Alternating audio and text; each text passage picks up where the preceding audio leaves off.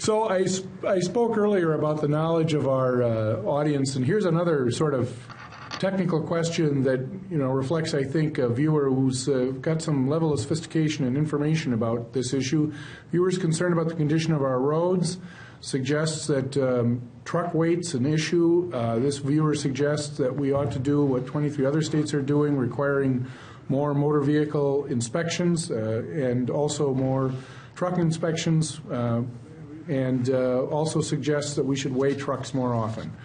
Those are obviously motor vehicle regulation questions. Has there been any discussion about that in this session? Representative Pawlowski? That issue I haven't been exposed to. We used to have a weigh station that was right outside Winona, and it isn't operative, so that might be the reason why. We maybe should reopen that one. But there's a cost to all of this, and the discussion has to be where's the money going to come from to operate these. If you're going to open more and have them open, someone's going to have to pay for it. On the truck weight issue, this is a perennial one, and there's sort of competing theories on the science of that, because if you have a heavier truck but you have more axles, you distribute it differently, you have more brakes, so there's a real question on some physics and math and technical aspects of it. There's a GAO report that's supposed to come out sometime soon. It was actually supposed to have been already, that will analyze this, so hopefully that'll help give some good guidance. On the issue of weighing trucks, I was interested, and this is an issue that we deal with in a number of areas. There were some reports that, particularly coming out of North Dakota, there were a lot of heavy trucks overweight, and so it's something I think we should think about, because if trucks are coming into our state and doing extra damage to our infrastructure, we need to be paying attention to it.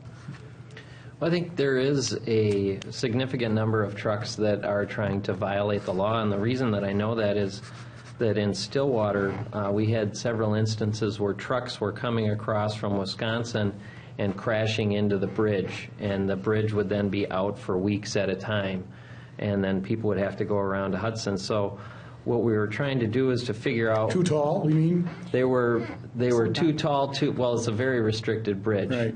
And in one case, I think it had an operable back to the truck, and it was open when he was trying to cross. That's going to be a problem. Crashed into the bridge, but also the size of the trucks was a problem. Right. So what we did there was we actually limited the length of the truck on the Minnesota strip of land that you would land on if you crossed the bridge. So we, in effect, made all the trucks go down and across 94 where there actually was an inspection station. Before they did that, they spot checked the trucks to see how they were doing and caught a lot of trucks sneaking across.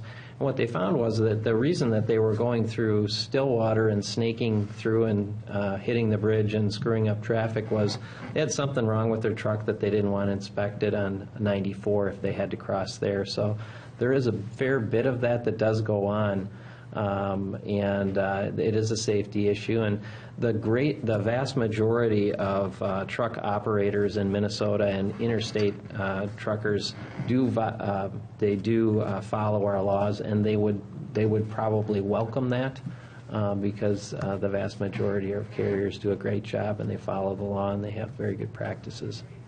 The viewer had this question about vehicle inspections, and I think our last experience with motor vehicle inspections in Minnesota was with pollution control some years ago in some areas, and it proved to be quite unpopular, as I recall. So, for whatever that might be worth.